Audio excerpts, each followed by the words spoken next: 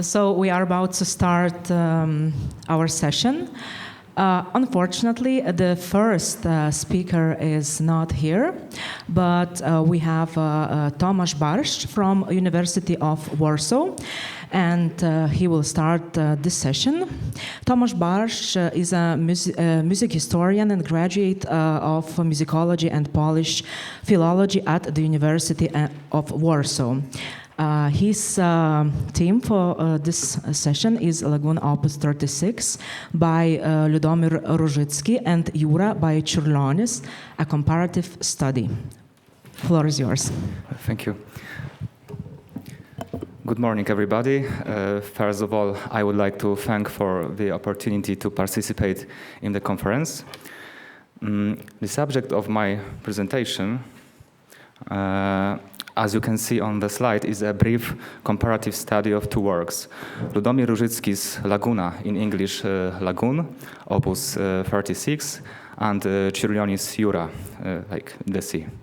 I will attempt to outline how the two composers differed in depicting the sea in their colorful works, and what significance it holds in the context of the similar extra-musically inspired works of early 20th century European composers. I will only address the issue of the same non-musical inspirations. Samuel Manzoni, who is of course absent, in turn he had to touch upon a topic somewhat partially similar to mine, namely the spiritual transcendence of the sea in the work of Čiurlionis. And in a few moments, on the other hand, the multi-stage process of creating this work will be presented, like the process of creating all symphonic poem from the first sketches until the first performance.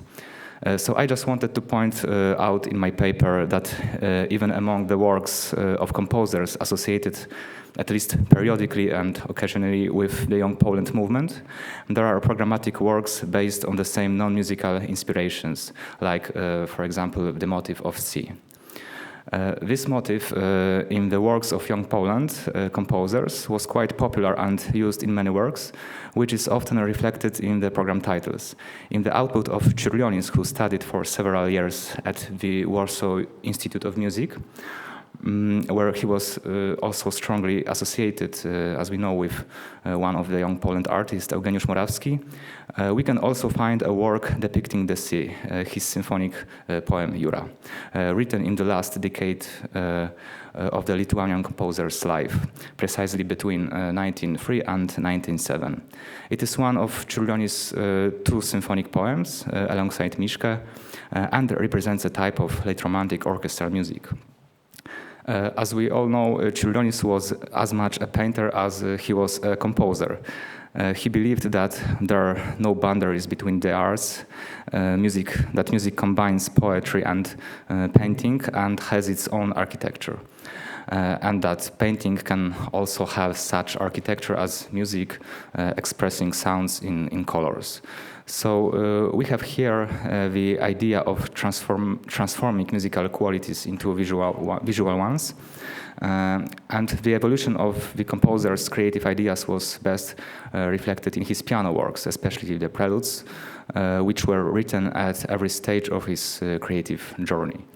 By breaking with traditional melodic thematic thinking, Čiurlionis arrived at a new way of constructing melody based on specific serial principles, and the ostinato form his explorations in the areas of rhythm, like polyrhythm, tonality, polytonality, and texture, and his processing of folklore bring his work closer to that of Béla Bartók. In fact, Čiurlionis was the first to attempt to realize the temporal principle of artistic form development on such a large scale, creating the idea of a pictorial space developing over time, among other things by sequencing individual paintings in a series. The overlapping planes remain in mutual relation with each other, creating complex rhythmic arrangements and dynamizing the form. Late Romantic symphonic music is represented by Jūra. The poem was written over a period of 5 years. Interestingly, this was the period when the composer created his first paintings. The development of motifs and orchestration took a very long time, with breaks between painting works. There was a plan to perform the poem at the Warsaw Philharmonic, but this did not happen. The planned performance probably included a program text for the work, in which we notice motifs recurring like a mantra: wind, waves, sea, foam. Here we have this planned program text. The sea, initially calm and peaceful, gradually becomes rough, only to freeze again. This brings to mind the structure of a symphonic poem, analogies to that in the earlier Miszke, in the forest. Čiurlionis completed his symphonic poem 8 years before Ludomir Różycki's Lagoon. The poem is an expression of sincere and intuitive admiration for the phenomenon of nature. The work takes approximately half an hour. And as Dr. Paweł Siechowicz noted in his book, in English this title sounds like the musical imagination of Čiurlionis. As he noted, the basic structural division of Jūra is determined by a succession of dynamic planes. The successive piano and forte passages are like the stormy and calming sea described in the program text. Within these planes, we have passages that vary in terms of agagic, which are divided into parts that stand out due to textural factors. And here are a few examples of such textural variations.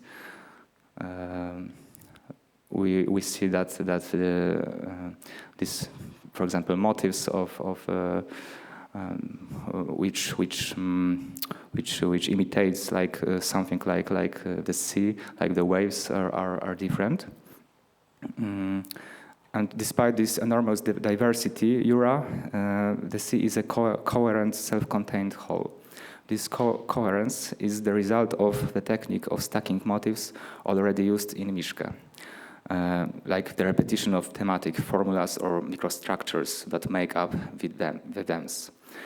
The diversity is in terms of texture, agagics, and dynamics. The idea of undulating movement, which permits the entire work, also contributes to its coherence. And here we can already see a considerable similarity to what Różycki depicted in his work. The multitude of ways in which Čiurlionis transfers the impression of waves running to the score is striking. The rising and falling movement undergoes constant changes and is continuously developed in variations. However, it is not thematic material itself that is subject to variation, but rather a certain idea of movement. The textural level plays a key role here. This in turn determines the corresponding agagics and dynamics. So experiencing nature at Jūra is deeply synesthetic. This is how the sea is depicted in the symphonic poem by the Lithuanian composer. And for example, we have on this slide and this, I think, two most accumulations in the whole work, and we see it on the right side of the slides in texture. And for example, the final part of the symphonic poem, when we have this processing passages, and then calm end of all symphonic poem. Ludomir Różycki studied with the German composer Engelbert Humperdinck at the Akademie der Künste in Berlin in the years 1905 to 1907. Probably less known today than his contemporary Polish composer Karol Szymanowski, Różycki founded together with him and other artists, Grzegorz Wittelberg and Apolinary Szeluto, the Young Poland Movement, an informal group of young composers whose ambition was to bring Polish music into modernity. Różycki is best known for his symphonic poems, operas, and ballets. He's rarely associated with songs, although he composed several excellent cycles. In addition, he wrote a number of outstanding chamber works. He also composed many works for piano. One of these is the piano poem Lagoon, written in 1915, which dates from the composer's second stay in Berlin, from 1913 to 1918 or 1919. The work was therefore composed at around the same time as the string quartet in D minor or Polish dances opus 37, dedicated to famous pianist Ignacy Friedman. The piano quintet opus 35 and Rhapsody, it's like piano trio, but it has a programmatic title. More specifically, while Różycki was waiting for the libretto for his third and best-known opera, Eros and Psyche, which was during the first half of 1914, roughly until July, he set about composing several piano pieces, which later became opus 36, 37, or 39, and 42, also 9 esquisses, so 9 sketches or for intermezzi.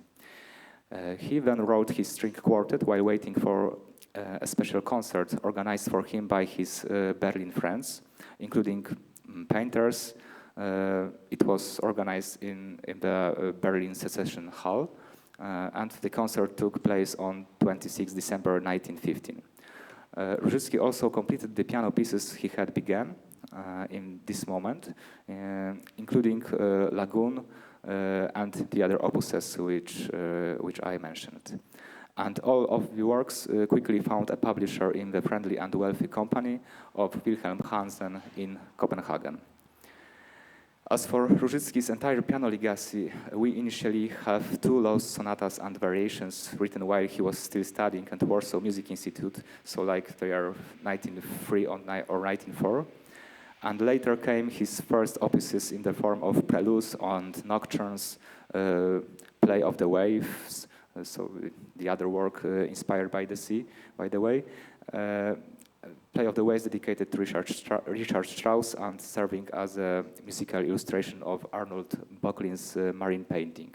As we know, Max Reger and Sergei Rachmaninov, among others, wrote music to accompany these painters' works, like Rachmaninov in his Isle of the Dead. There was also piano poem Balladina, written in 1909, and from the piano trio entitled Rhapsody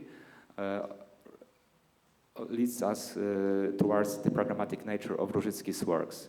Thus, in his piano works, we see a gradual liberation from the dictates of genre names, which could impose a more specific structure.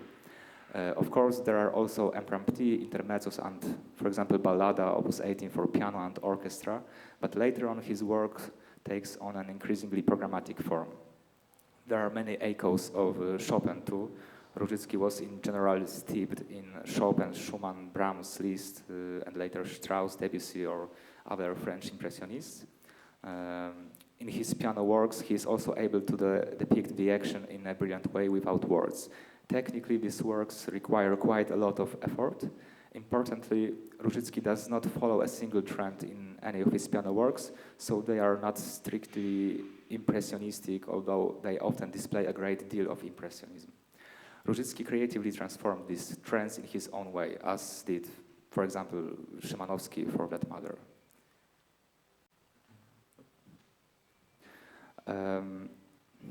The piano poem Lagoon is inspired by nature, a marine motif, and is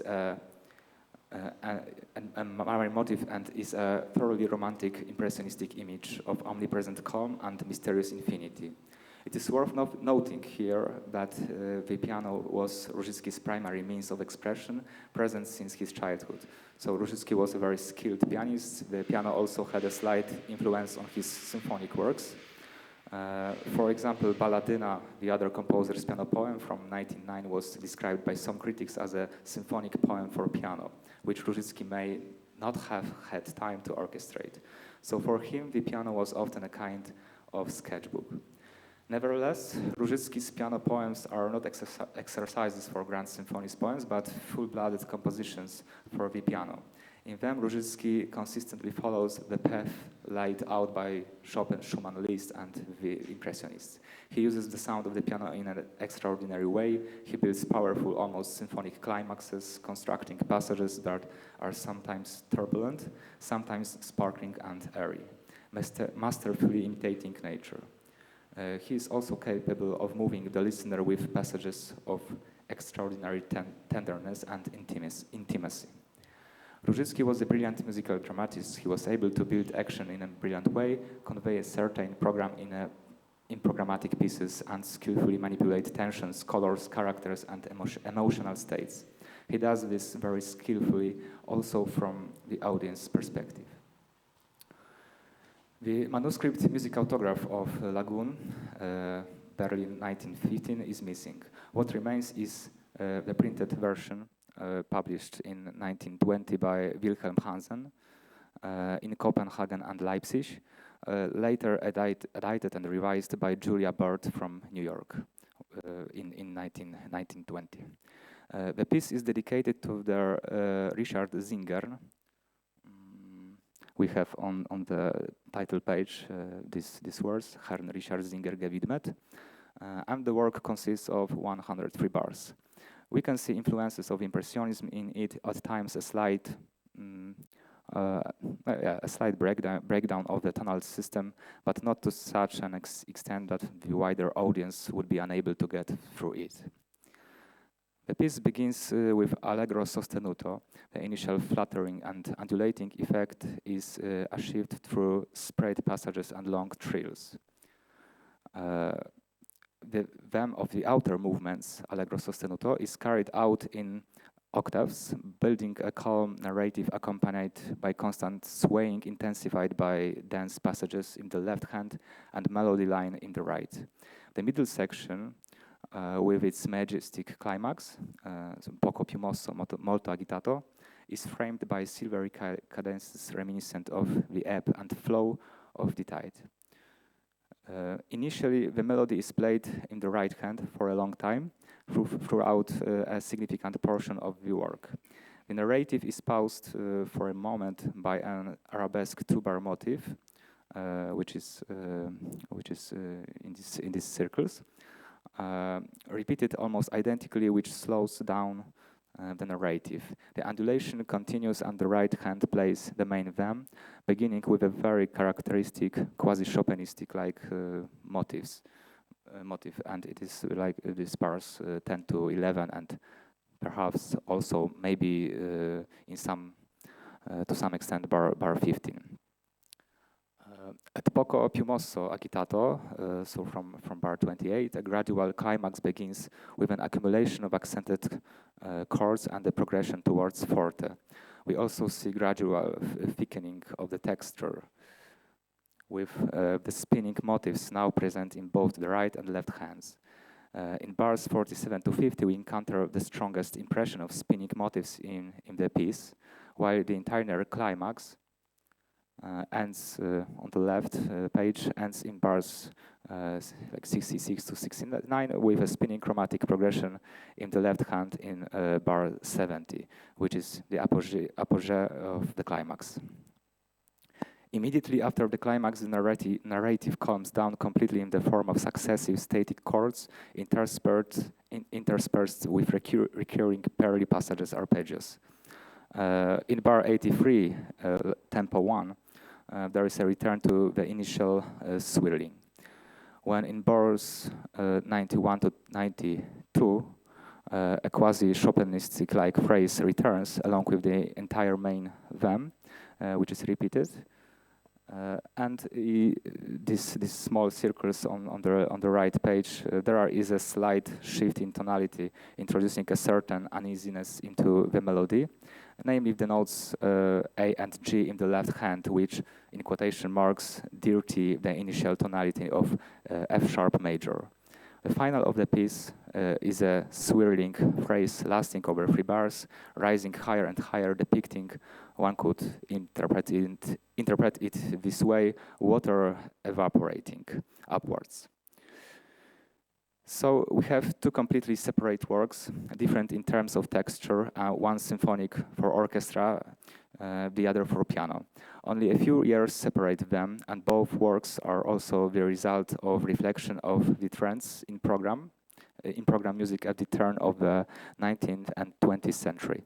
After all, there are many such works within European modernism, such as some of the most famous ones, namely Claude Debussy's La Mer, Mieczysław Karłowicz's Returning Waves, although, of course, this triptych of symphonic poems touches on more existential philosophical themes, or among the lesser known, for example, Ernest Chausson's poem de la mort et de la mer. What both works have in common is their admiration, Čiurlionis and Różycki, is their admiration for nature, specifically the element of the sea. Interestingly, both composers visited the seaside resort of Palanga, a Lithuanian town in the western part of Lithuania, on the Baltic Sea. Różycki also wrote another earlier poem for piano there, Im Spiel der Wellen, Play of the Waves. Čiurlionis, on the other hand, was inspired by the sea while staying in Palanga. He was also there with his fiancée Sofia Kimantaite. Sorry if I pronounce it wrong. Spent the summer of 1908. Non-musical, one might say programmatic inspirations took on different forms in terms of genre, form, etc. Nevertheless, both works share a late romantic impressionist coloring, which was quite natural for music at the turn of the century. And finally, I would like, if time permits, to play the whole poem or fragment of poem Lagoon, which was recorded by pianist Michał Szymanowski at the end of 2024 in the concert hall of the Felix Nowowiejski Academy of Music in Bydgoszcz city in central North Poland. It was recorded as part of a project carried out by the Polish Chamber Musicians Association.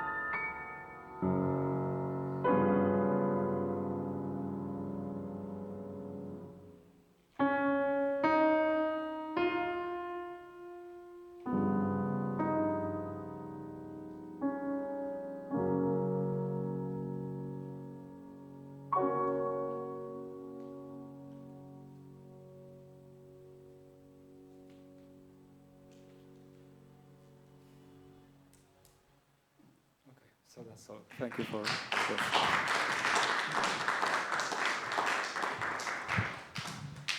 Thank you very much. Trumpas klausimas, ar yra pirmasis pranešėjas? So, the first speaker is missing, so we can conduct our discussion in Italian way. We can be a little bit relaxed on our schedule. So, questions? Yes, please. Thank you very much for this presentation and for this extraordinary and fascinating performance. I did not know that, and I think it is a good recommendation to listen to Różycki. I have a short question. Do you have any clue why it is a lagoon and not the sea or ocean or anything else? I don't have. I don't know. Maybe, or maybe is it a case of this incoming and outcoming like waves? I don't know. Maybe it is kind of something like that, because we see that the narrative of the whole piano poem without this culmination in the middle of the work is very calm, and we can see like in Čiurlionis the sea is incoming and outcoming like motives which reflects maybe incoming and outcoming waves and different kind of swirling, yeah. But I don't know why it isn't, for example, the sea, yeah. But maybe the inspiration of Różycki was also very not strict inspiration, yeah. But maybe it was, I don't know, first mind which comes to Różycki's mind in the process of creating this work. Yeah. Yes, thank you. One more question, Professor Kame. Yes, the microphone, please.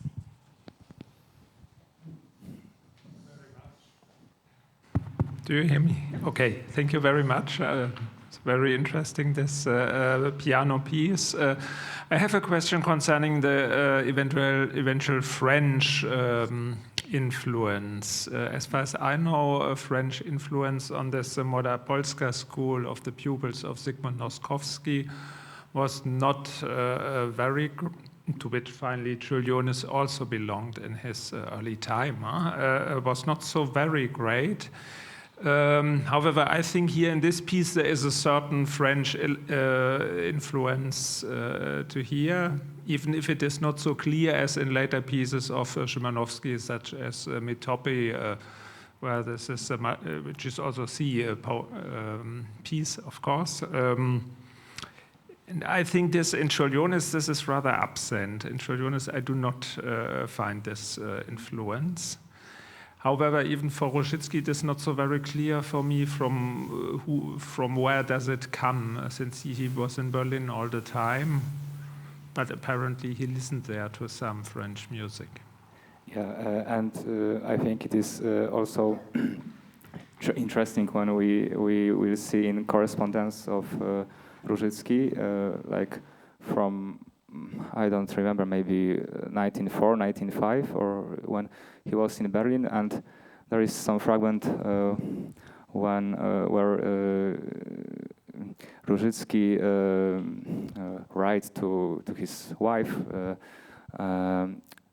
that he saw or hear, I don't remember, the works of Ravel and Debussy, and it isn't a positive opinion. Maybe I don't know. I don't want to be vulgar, but there is like some kind of that. This is some kind of shit, and it is written it in letters. Maybe later this orientation of Różycki, maybe it changed, because in Eros and Psyche also we can hear maybe some impressionistic influence, not very strong, but there is like some modal scales and parallels, passages of chords, and some things like that. But in fact, yes, Różycki was more influences like Richard Strauss and maybe some school of German modernism music. Thank you. Do we have more questions? Yes, please. Thank you. I take the advantage of being an Italian. And yeah, no, sorry about that. It was a bad joke. I have a question out of total ignorance, because I don't know the piece of Różycki very well. Did he really conceive it as a piece of program music from the beginning? What kind of evidence do you have for that? I don't know. Is it possible to check it even in sources? We know that this piece was created like in 1913, 15 years, for 14, and we know that the title is Lagoon, but if it was earlier non-programmatic, I don't know, and I don't know is it possible to check it. Because that would actually influence your entire interpretation of the piece. That would actually influence your entire interpretation of the piece. If you can actually prove that it is not perceived or conceived as a program piece from the beginning on, we should have actually then another perspective on the music, especially on that what you actually consider as being waves or kind of flat sea coming here or there. Because, you know, the issue with program music or programmized music is always the question of when did the title actually come to the piece? And that actually influences then us as a music historians and music theorists. And I think that's important. But I don't know the history, the genesis of the piece at all, so that's why I asked you. The only thing for sure is that there was no programmatic text or something like that. So it is also only the title.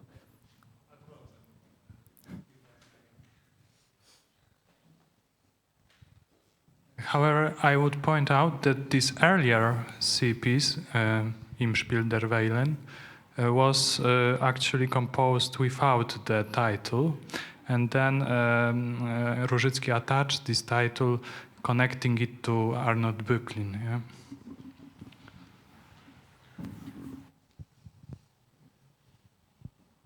Last question. Thank you.